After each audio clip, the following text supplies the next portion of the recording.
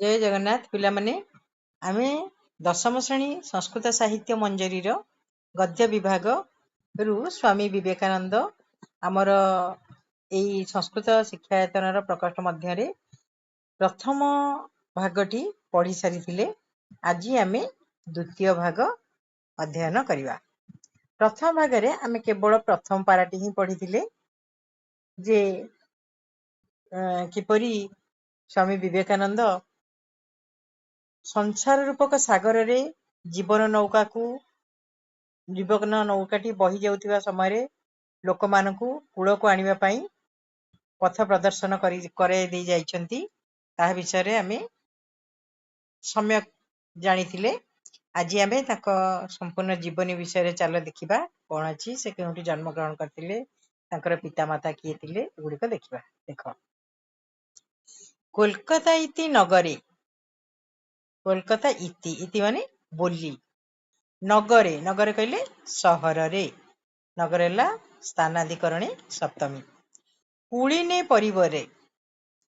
स्थानाधिकरण भी सप्तमी परिवारे तले कुलीने परिवारे एक उच्च वंशरे शुभे क्षणे कालाधिकरणे सप्तमी तले गोटे शुभ मुहूर्त 12 जानुआरी 1863 मिते है 12 जानुआरी 1863 मिते दिवसे अर्थात जानुआरी 12 1863 मसीहा सही दिन अस्य महापुरुषस्य जन्म यही महापुरुषंकर जन्म कहार स्वामी विवेकानंदकर तले कोलकाता नामक सहर रे एक उच्च वंशरे शुभ मुहूर्त जानुआरी 12 1863 मसीह यही महापुरुषंकर जन्म महापुरुष महान पुरुष तस्य कर्मधारय समास रत्नगर्भा रत्नम गर्भे धारयति जा सा बहुब्रीहि समास जी रत्न को गर्भरे धारण करिथिले भुवनेश्वरी देवी हैला तले रत्न विवेकानंद परी रत्न को जी गर्भरे धारण करिथिले भुवनेश्वरी देवी आउ स्वभाव सरल स्वाभावेन सरल तृतीया तत्पुरुष समास स्वभाव रे प्रकृति रे जे थिले अत्यंत सरल से होचंती विश्वनाथ दत्त चास्य च युक्त अस्य चास्य च कहले ओ तले रत्नगर्भा भुवनेश्वरी देवी ओ स्वभाव सरल विश्वनाथ दत्त अस्य माता पितरौ माता च पिता च द्वंद्व समास हैला ताले विवेकानंदकर माता थिले किए भुवनेश्वरी देवी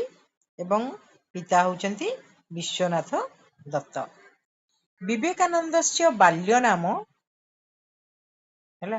विवेकानंदस्य षष्ठी व्यक्ति शेष षष्ठी बाल्य नाम तांकर बाल्य नाम थिला नरेंद्र नरेंद्र तस्य संधि विच्छेद करदबा नरेंद्रनाथ युक्त तस्य ताले विवेकानंदकर पिला दिनर नाम थिला नरेंद्रनाथ तस्य माता तांकर मा स्नेहेन स्नेहेन विभक्ति निर्णय कले हबो प्रकृत्या दिव्य तृतीया स्नेहरे बिल्लू इति नामना हैला बिल्लू बोली नामना नामना भी प्रकृत्या दिव्य तृतीया नामरे तम आहुतवती तांकु डाकुथिले ताले तांकर पिला दिनर नाम कोन थिला नरेंद्रनाथ मा तांकु स्नेहरे कोन डाकुथिले बिल्लू हैला तम आहुतवती आहुतवती प्रकृति प्रत्यय करो आ युक्त हुए युक्त तबतु तापरे स्त्री उइट हैला आहुतवती आ युक्त हुए युक्त तबतु तापरे स्त्रीलिंग रे उइट प्रत्यय हिची आहुतवती आहुतवती माने डाकुथिले माता तम उक्तवती माता हेले कर्तरी प्रथमा तम कर्मणि द्वितीया उक्तवती कहूथिले उक्तवती प्रकृति प्रत्यय करो बच युक्त तबतु ब्रैकेट लिखिबो स्त्री उइफ तामाने बच युक्त तबतु हेले उक्तबान रो स्त्रीलिंग होला उक्तवती ताले माता तम उक्तवती माता तांकु कहूथिले पुत्र संबोधने प्रथमा है कौन कहते हे पुत्र आजीवनम आजीवनम पिला माने समास कले जीवनम जावत अव्ययभाव समास कहते हे पुओ संबोधने प्रथमा आजीवन पवित्र भव है सारा जीवन तुम्हें कौन रुह पवित्र रुह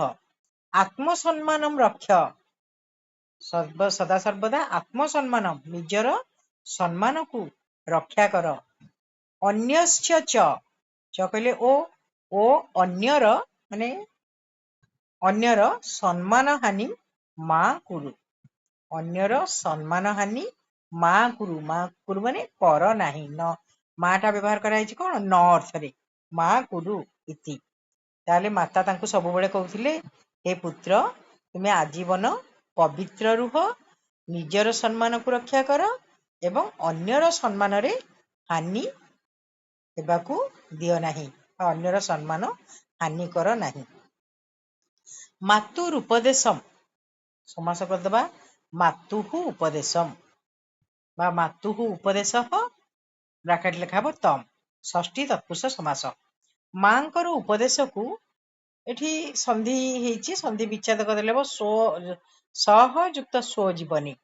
है ताले मातुः उपदेशम मांकर उपदेश को सह सह कहले से स्वजीवनी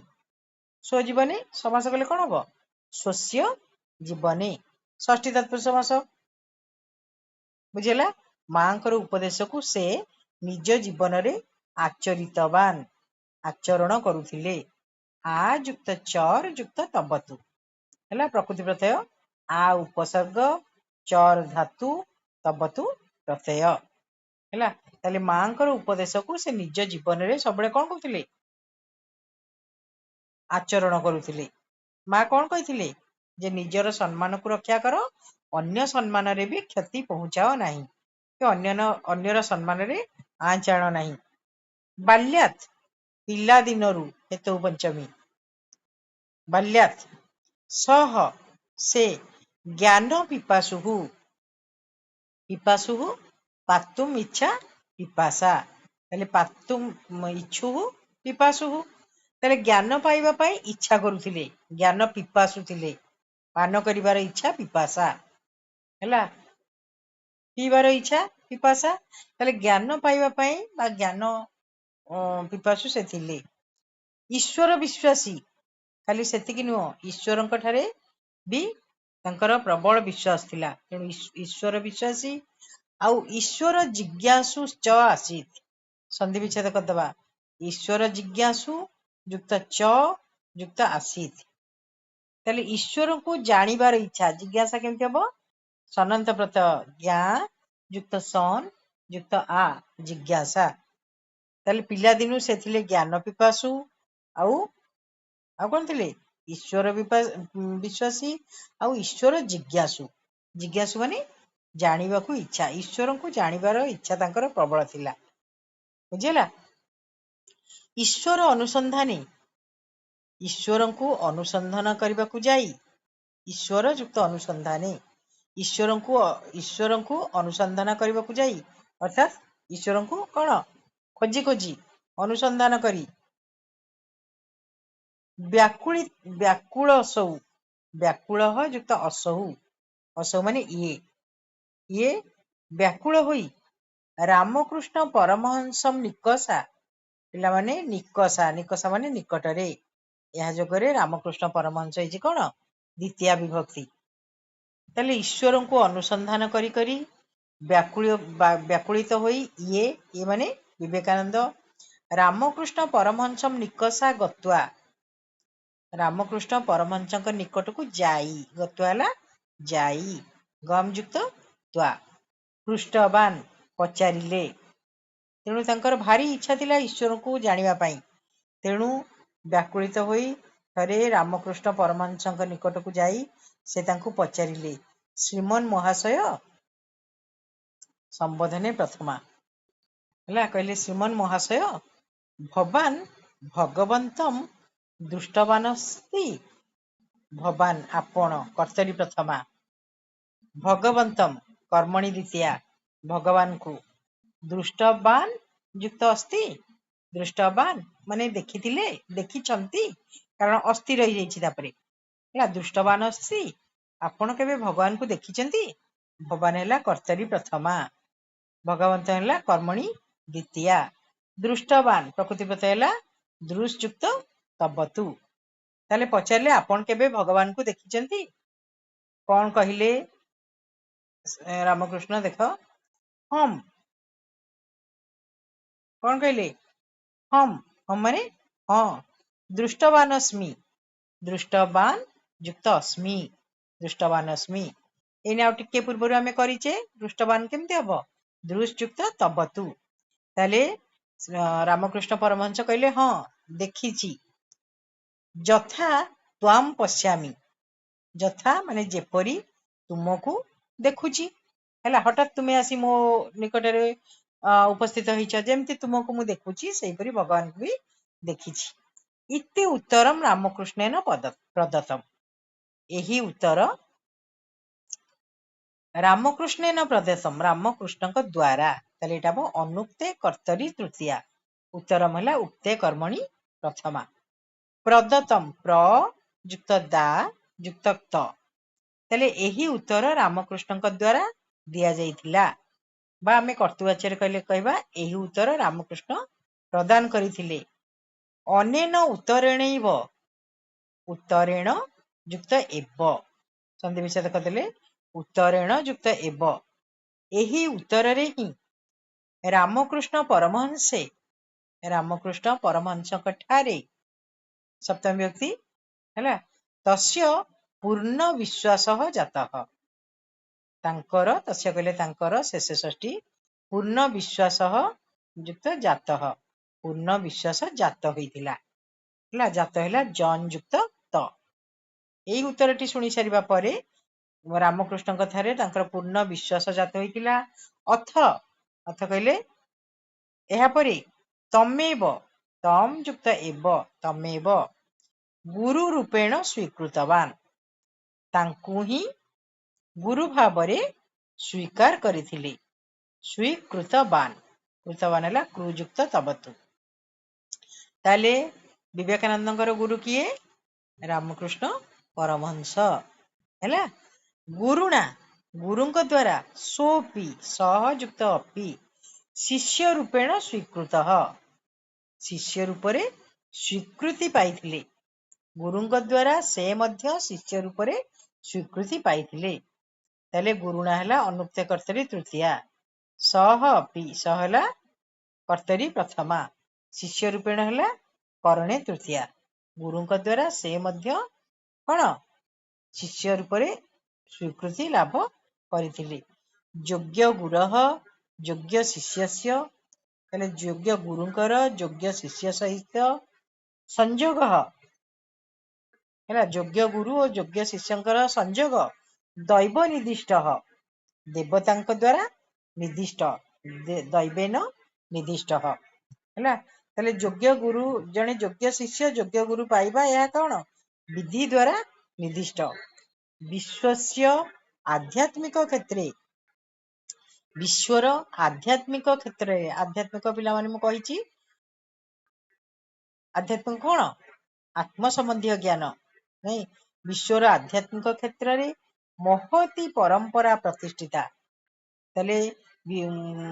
विवेकानंद और रामकृष्ण परमहंसଙ୍କର संयोग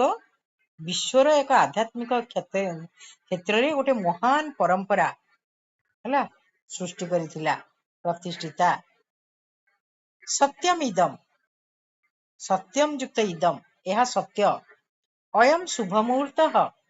एही शुभ मुहूर्तटी योग्य गुरु और योग्य शिष्यंकर मिलन यही शुभ मुहूर्तटी विश्व कल्याणार्थम विश्वर कल्याण पाई विश्व कल्याणाय इदम नित्य समास चिरात देव चिरात युक्त एव चिरात कहले बहु कालरू बहु दिनरू एव माने ही प्रतीक्षित अपेक्षा करी रहिथिला हैला सत्य जेमिति एही मुहूर्तटी